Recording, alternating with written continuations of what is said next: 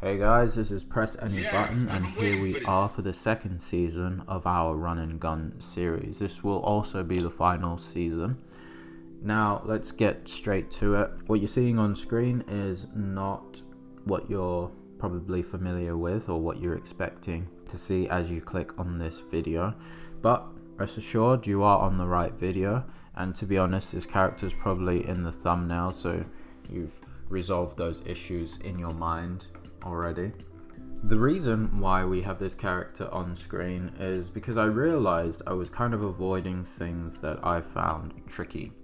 And one thing that I find tricky sometimes in games design is my visuals, rendering things out, making things look pretty. And so I thought, you know what, let's face our demons in this final season. So we're going to start off with a visual overhaul for what we've done. So everything that we've accomplished technically, we're going to give a new gloss to. And that's going to be a pretty fun process, to be honest. It's going to involve some animation and a little bit of Photoshop if you have access to that. Don't worry if you don't have access to some of these tools. I'll be exporting packages of each and every part so that you can follow along as we go through this thing together. So here I have my character, and I've created them in Photoshop, and they are created on different layers or composed on different layers. So the reason I've done this is going to be made pretty evident in probably our next part.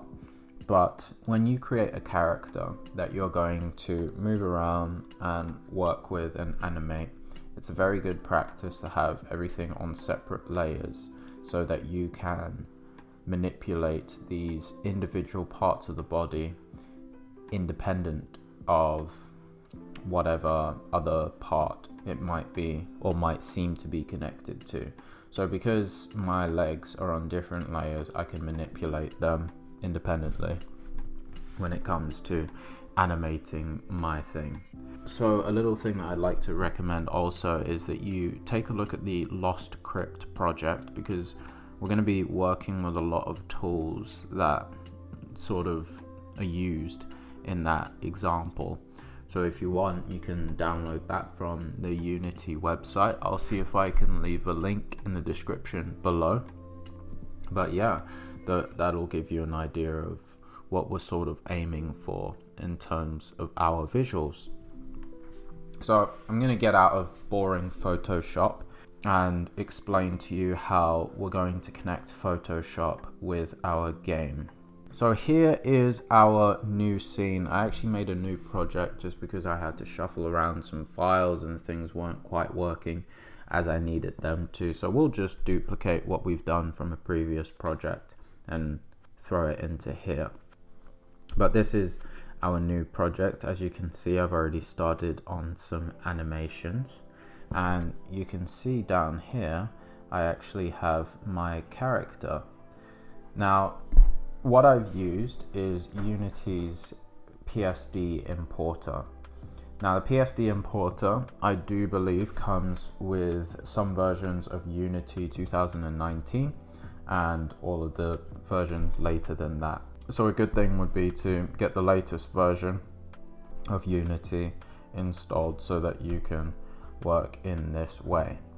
Now, to take a look at the packages that are active in our game right now, we just go over to Package Manager. If you don't have that tab, which you probably won't, you can go Window, and then you're going to go down to Package Manager, and that's going to create that new tab or window for you.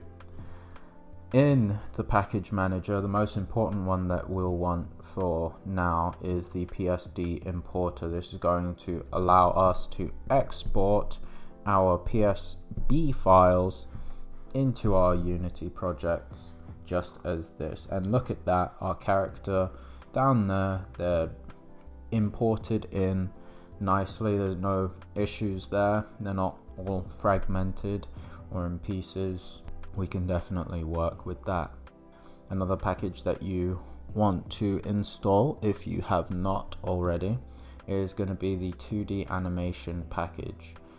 all of these will give you the option down here, or they should give you the option down here to install them when you go over them. If you're not seeing some of these files, then you'll want to check this box that says show preview packages.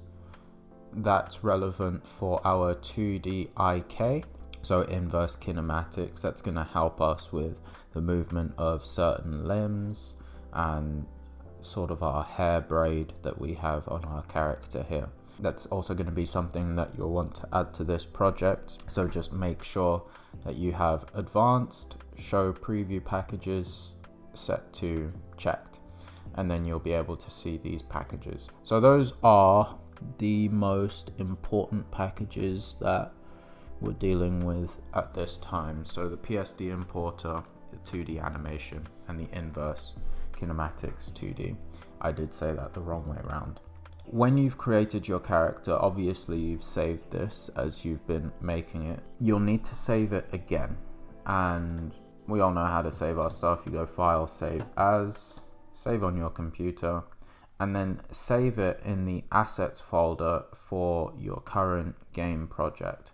But make sure that you don't save it before you have that PSD importer package installed on your project.